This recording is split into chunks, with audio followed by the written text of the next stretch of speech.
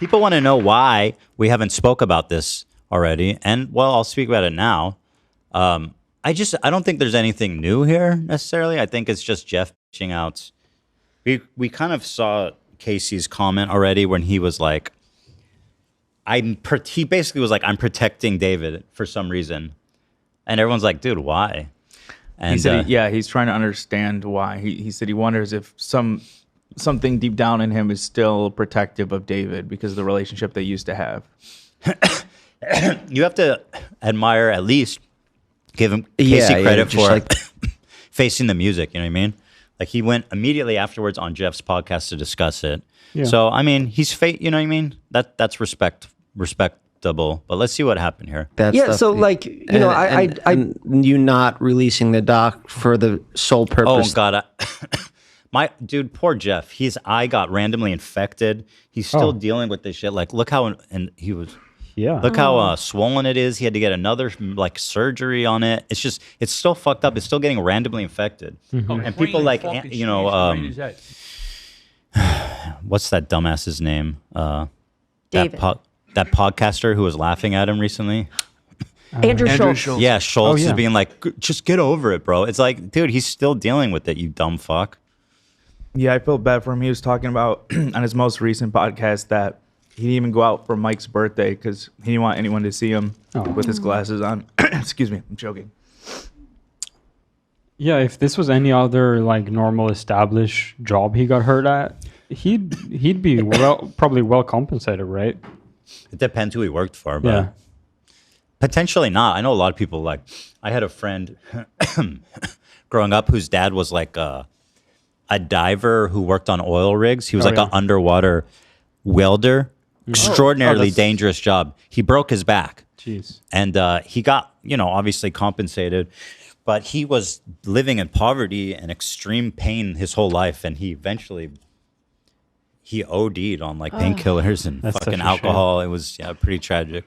So he, you know what I mean? It's not always the case that you get hooked up. You feel the need to protect. Yeah, I never said that, Jeff. That's a total mischaracterization. And I still don't. Jeff, I'm glad you rolled it because you pretty much did say that, Casey. Mm-hmm. And Jeff holds his feet to the fire here. I don't know why I don't put it out there. I think it's because maybe some part of me, as much as I'm ashamed to admit it, is because I still like very deeply love and care for David. And maybe it's about protecting him from himself. You hold on, let me go back because Casey is really gaslighting poor Jeff here, I feel like. For the sole purpose that you feel the need to protect. Yeah, I never said that, Jeff. That's a just like that stuff. That he was the best. I want to hear the full. But was there other than your what we answers? talked about? No, from just like saying things about that he was the best comedian. Oh, just about David stuff. Yeah, just like that. Yeah, stuff. so like and you not releasing the doc for the sole purpose that you feel the need to protect. Yeah, I never David. said that, Jeff. That's a total mischaracterization. That is a totally fair and accurate assessment of what he said. Yeah, totally. And after he says that, Jeff kind of is like, "What? Didn't you say that?" And like he's still don't know why I don't put it out there. I think it's because maybe some part of me, as much as I'm ashamed to admit it, is because I still like very deeply love and care for David, and maybe it's about protecting him from himself. You said that in the that's part of it, and it's a nuanced. Like the hard part of the internet is being honest and being nuanced. Yeah, I think Casey was saying it wasn't the sole reason why. No, but he's characterizing what Jeff said is a little is, in my opinion, not fair to be like. That is a complete lie. It's like, no, it's not. I'm with you. No, I'm address the point. I agree, Jeff. It's a point he said. Yeah. We can talk about that point. Maybe it's not the only point. Yeah.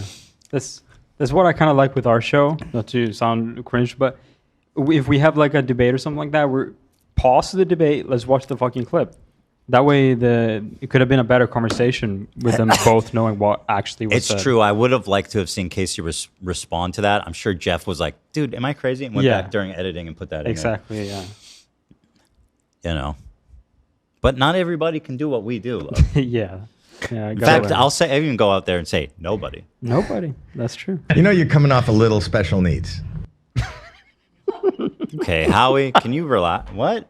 I think so. Don't you think so? A little bit. Howie, what are you doing? No. People don't want to hear it. They want to take absolutes like that, and that's not an absolute. That's not an absolute. The reason why the movie people hasn't Maybe you said seen, you sort of, maybe you feel the need. Maybe you. No, I'll I'll say it to you now as I said it to him, almost verbatim. But the reason why the movie's not out right now, because we didn't get fucking distribution, and we didn't get to. Hold on, that is not a verbatim retelling, Casey. Why are you doing this? You know what I mean? He should have just said it's a distribution thing. He's waiting. I don't know why he had to. The thing is also, he's like, I've been vulnerable and honest, which again, I respect that he is doing that. But it doesn't mean that you're also get to avoid any of the accountability for said honesty. You know what I mean? Mm-hmm. Overall, I still think I like Casey. I think he's a good guy. But, you know, I'm just speaking facts here. Yeah, don't burn that that bridge yet until I meet him. No, I won't burn the bridge. Thank you. Yeah, Casey, hold on to that for a while. Me and Casey are dogs. We text. Yeah, remember I got you that birthday. That was still the nicest gift anyone's ever got me. Really? Lena was crying. Oh my goodness. Oh my God. Because she knows, like, Train track. Me and Casey. Who do you kill? Be totally on. You can kill me. It's totally fine. when I was just fans of you guys, or now Just knowing? fans. Just fans. Oh, just fans. Job aside. Just fans, Casey. Okay. But now knowing you. No, Well, sure. Yeah. There's a lot more at stake. 100 But just fans. Okay. Wow. How's that feel? You're dead in one hypothetical. Listen, Casey's an extremely accomplished and innovative creator. You're being humble about that. That's good. Casey, I watched to learn. To you, I watched you for entertainment. Like, I learned a lot about filmmaking from him. Yeah. I will remember that during the next review, but kidding, of course. We love Casey. Mm-hmm. Reasons, most of them bullshit, and it sucks, but we didn't get distribution. And to underscore the effort with which I put into distribution, like, we premiered at the biggest. What's with the Kool-Aid gum? Is somebody advertising No, Kool-Aid? so Jeff gave him Kool-Aid. He said, I got you this gift since you're still drinking the David Kool-Aid. Oh, that's funny. That's awesome. Nicely done. We like that. Film festival in North America. Mm-hmm. Like, it played 6 Someone said there's a huge ego coming off Casey. For sure. Casey has a huge ego. There's no question about it. But he's also accomplished a lot. So, like, it's not completely unwarranted, but I also think he's being overly defensive here. I do want to say also, Jeff is very open about Casey being a big inspiration to him and him learning a lot from Casey as well. So I commend Jeff for being so upfront about all this to someone he looks up to. Yeah, it's nice. I think Casey, to speak nicely of him, is very generous with the way that he outreaches and helps other creators and stuff. So, you know, it is what it is. times at that film festival. Yeah. It was reviewed by every industry magazine, every industry website out there. I think we had 25 reviews, most of them positive, most of them negative on David. But we did everything we could to get that movie out there. I hired a public relations company to get us lots of press and a sales company to sell the movie. And another important distinction here is that, like, I had myriad opportunity to take on funding for this movie. I never did. Every aspect of this movie was paid out of my pocket. Yeah, I know. And that was something I did to protect the integrity of the film because I never wanted to answer to anyone. Of course. So why isn't the movie out there today? It's because we didn't get fucking distribution. And that's frustrating for me. But it still leaves this big fat question of why isn't it on the You feel like internet? it's like a failure?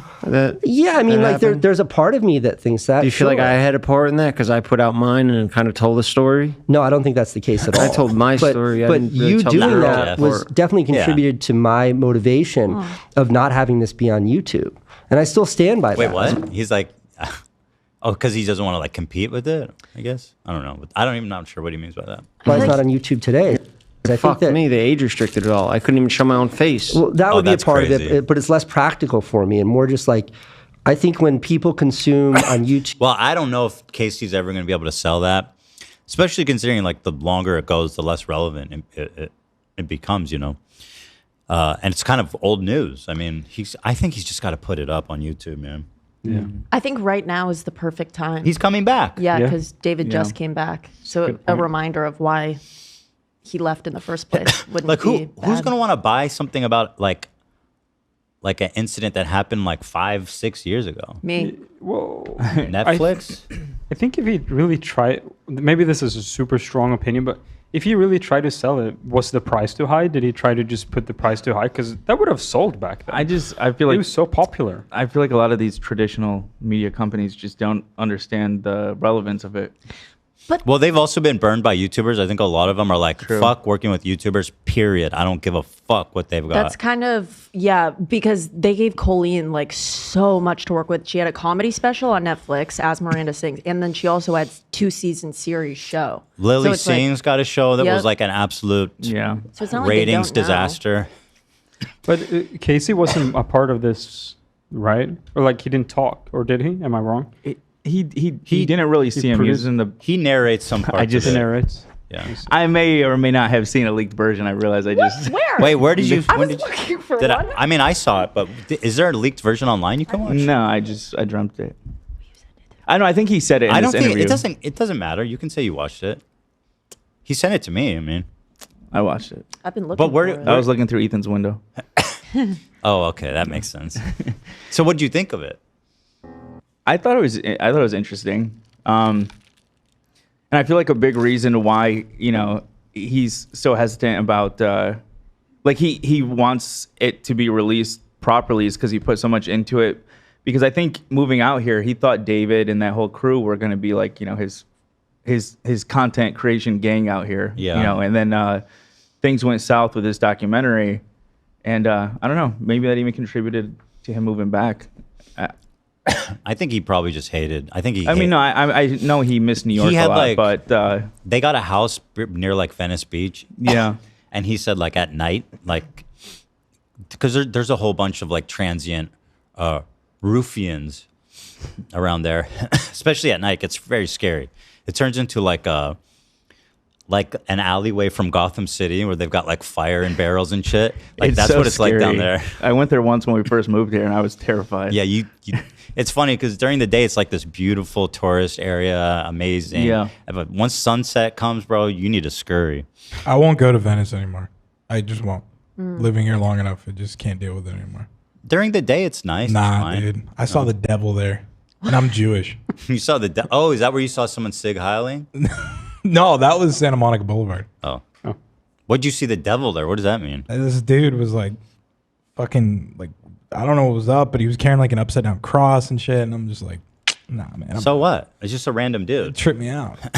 Oh, you're so superstitious, aren't you? Nah, that wasn't it. It's just like there's people around there trying to scam you with like their CDs and shit. And There's a lot of weird, strange characters there at all hours of the day.